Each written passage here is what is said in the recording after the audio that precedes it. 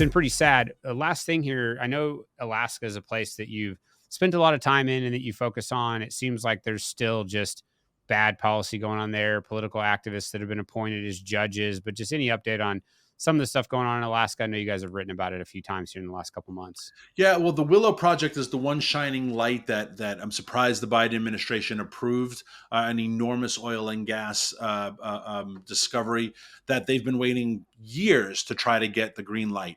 And that's something that you and a lot of your audience knows all too well. This industry needs to cooperate with government, right?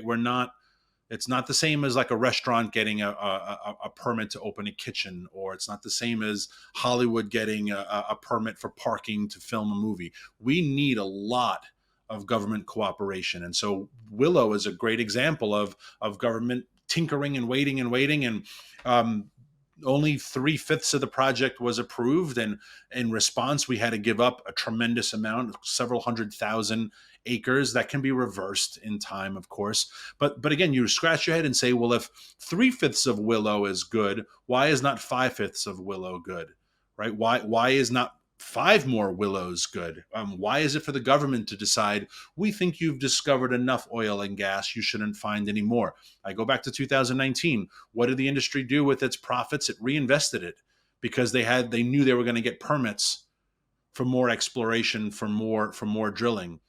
The last couple of years, they know they're not going to get permits. They're told they're not going to get permits, so their profits accumulate.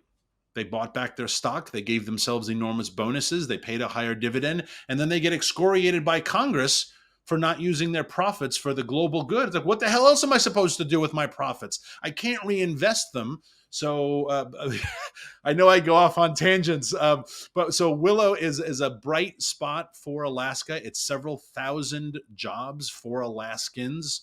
I've been up there a number of times. They do the 2 weeks on, 2 weeks off. It's fascinating country. It doesn't look like the photos you see. The Sierra Clubs and the Greenpeaces put photos of Denali National Park, and there's a caribou and a mountain and a pine tree, and it says don't drill, and you're like, well, I mean, that is Alaska, but that's about as far from Willow as Oklahoma City is from Baton Rouge, so it's not exactly like right next door Alaska. It's kind of far, probably even further. Now that I think about it, it's probably more like Charleston, South Carolina from Oklahoma City.